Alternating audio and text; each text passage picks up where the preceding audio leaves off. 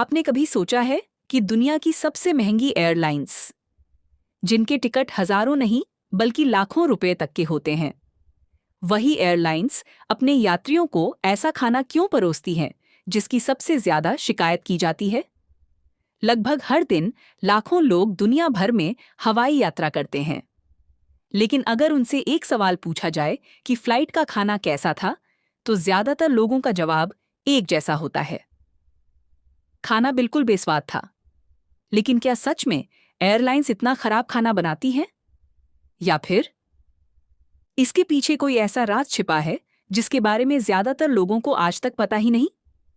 क्योंकि सच जानने के बाद शायद आप अगली बार फ्लाइट में बैठकर खाने की शिकायत कभी नहीं करेंगे। कल्पना कीजिए, एक शेफ जमीन पर बेहद स्वादिष्ट खाना बनाता है। वही खाना कुछ घंटों बाद विमान में यात्रियों को परोसा जाता है।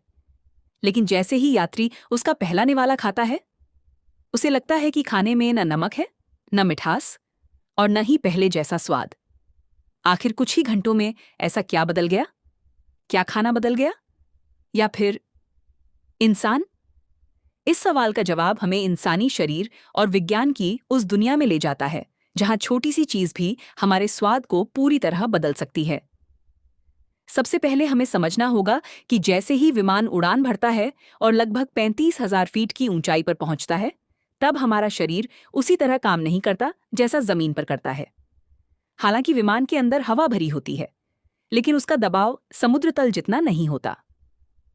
विमान की केबिन का वातावरण लगभग 6,000 से 8,000 फीट की ऊंचाई जैसा महसूस होता है।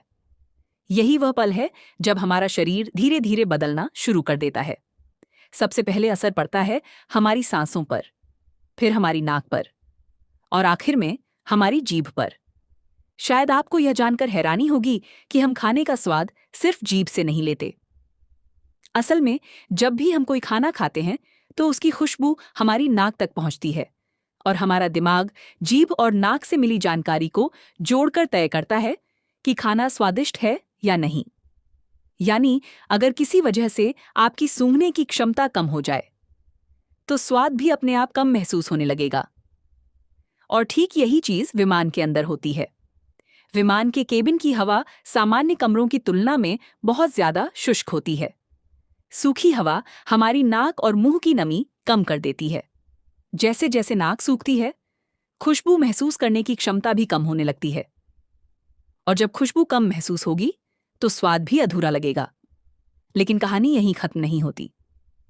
वैज्ञानिकों ने यह भी पाया कि ऊंचाई, कम दबाव और शुष्क वातावरण की वजह से मीठे और नमकीन स्वाद को महसूस करने की क्षमता भी कुछ हद तक कम हो सकती है।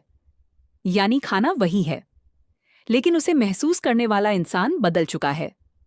और यही वजह है कि जमीन पर जो खाना आपको बेहद स्वादिष्ट लगता है, वही आसमान में अचानक फीका महसूस होने लगता है। लेकिन अगर एयरलाइंस को यह बात पहले से पता है, तो क्या वे यात्रियों को स्वादिष्ट खाना देने के लिए कुछ करती हैं? या फिर वे जानबूझकर ऐसा खाना बनाती हैं? और क्या यह सच है कि विमान में टमाटर का जूस अचानक सबसे स्वादिष्ट पेय बन जाता है? इन सवालों का जवाब इतना दिलचस्प है कि दुनिया के बड़े बड़े वैज्ञानिकों ने इस पर रिसर्च की है। आगे पार्ट 2 में स्पोलिए तपो एयरलाइंस के किचन, वैज्ञानिक रिसर्च, टमाटर जूस का रहस्य और इंजन की आवाज कैसे आपके स्वाद को बदल देती है, ये सब जानेंगे।